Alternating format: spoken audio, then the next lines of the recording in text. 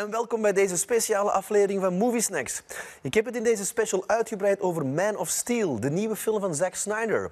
Man of Steel vertelt het levensverhaal van Superman. Het verhaal is alom bekend. Het jongetje Clark leert dat hij buitengewone krachten heeft. Als jonge verslaggever brengt hij van over de hele wereld nieuws en gaat hij op zoek naar zijn oorsprong en de reden waarom hij hierheen gezonden werd. VJ Niko trok naar Londen en sprak met de cast. Veel plezier met Man of Steel. What actually convinced you in doing this movie? Well, what it was all about for me was I just felt like Superman was such an iconic character and one that I really did love. You didn't grow up with the comic book itself, so do you see it as an advantage? I don't know what it's like on the other side, so I couldn't say it's an advantage necessarily. But it was wonderful to soak up all of the storylines in one go, as opposed to a week-to-week basis. I got the very concentrated, shot of Superman, basically.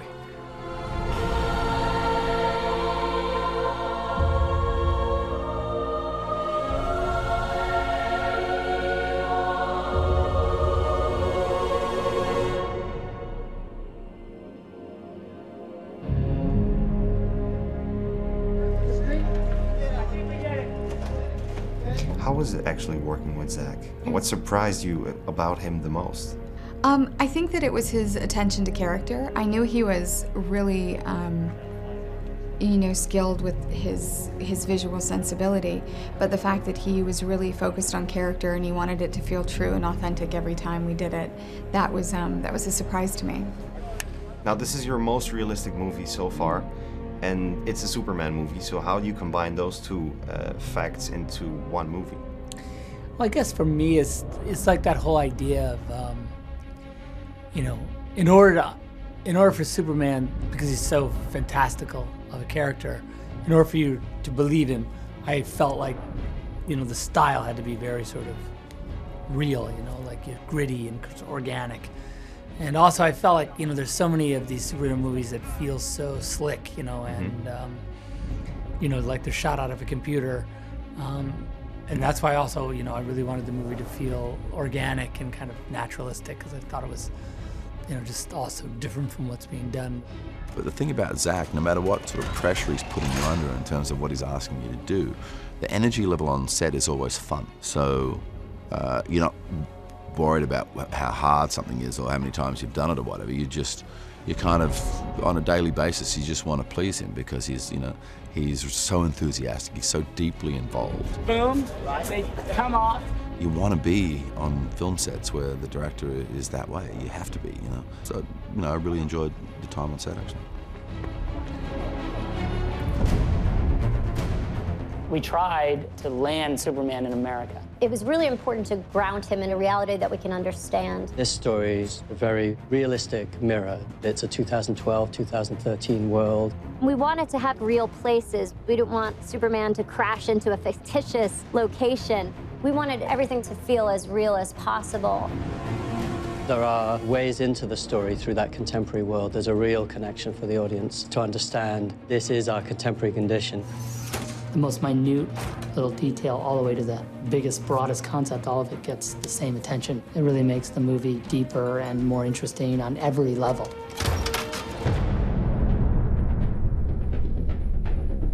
Now, how much impact did the suit had on you as an actor, to step into Superman itself?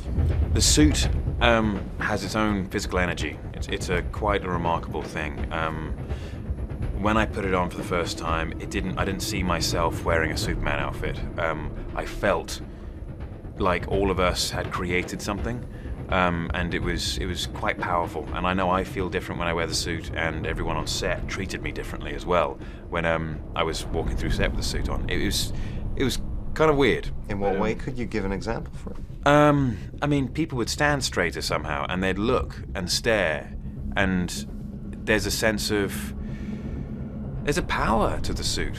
How physically exhausting was it actually for you, Antje? The summer is unbearable, the heat. And then the costume, not only that it takes 30 minutes in the morning and 3 people to actually put it on, but then it's very tight and it's hot and it's heavy after a while. And you can't go to the bathroom, basically, so you're not allowed to drink, and all that is quite challenging, I have to say. What's the S stand for? It's not an S. In my world, it means hope. Well, here it's an S. The Superman S is said to be the second most recognizable symbol on the planet other than the Christian cross. The fact that the S in a shield exists on the chest of a superhero from another planet is a huge design problem. The chamber, you know, the council chamber costumes, those robes are actually very difficult to wear because you've got 4 layers of spandex, then you've got this big, huge thing on top, and then you've got this cape thing they stick in the back, which is actually leather. So it was quite a weighty costume. The red underwear is completely gone. So how do you feel about that one? If a kid watched this movie, then they'd look at it and think, why is he wearing his underwear on the outside? Because it's not a cool thing anymore. Do you really think it was cool back then when it was created to wear underpants? It was, because, I mean, in pop culture we had the circus strongman, and you'd wear, as a circus strongman, you wouldn't want to show your flesh out of modesty. So you wear a skin like bodysuit, which are like tight material, and then you put the underwear on the outside, and it gave the impression of being nude.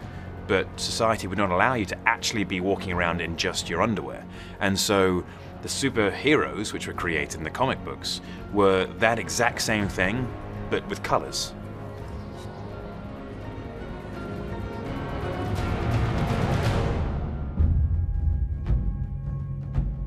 The Supermans we normally know are like those pretty scout boys. Yes. Those perfect scout boys. Yeah, yeah. This time it's a bit different. Yeah, well, I just felt like, that, being Superman is not easy.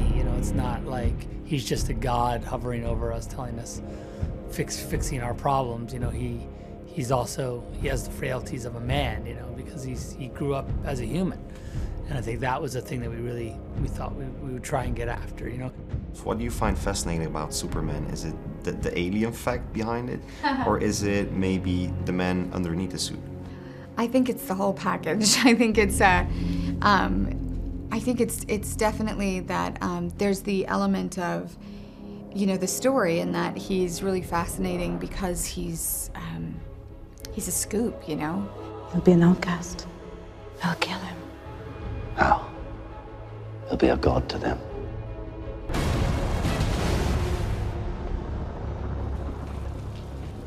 Clark, you have to keep this side of yourself a secret. What was I supposed to do? Just let him die?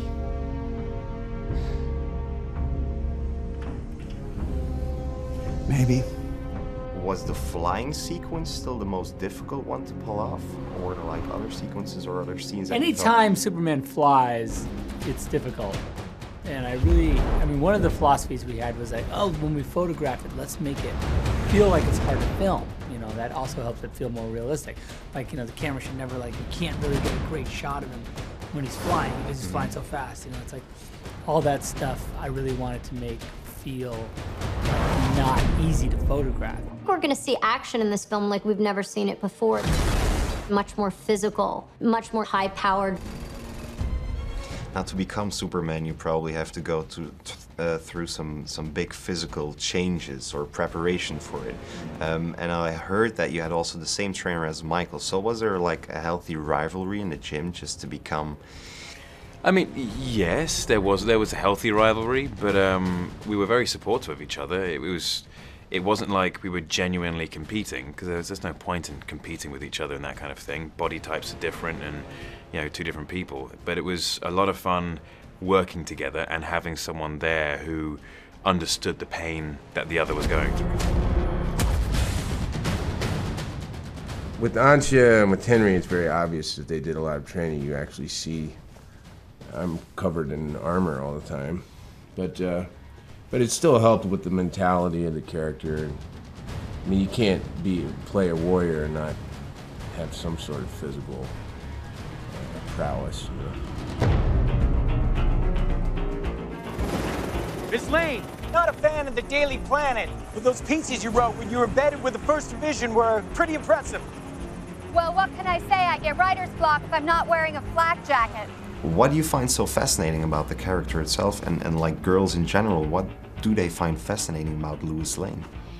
Well, I think a lot of times in sort of the comic books or superhero world, the other females are like these really you know, superhuman, absurdly perfect, you know, specimens. And Lois is just immortal. And so I think it's somewhere in the comic world in which we can identify with the character, because she's strong and she's a part of what's going on, but she is extremely flawed and very kind of just an every woman.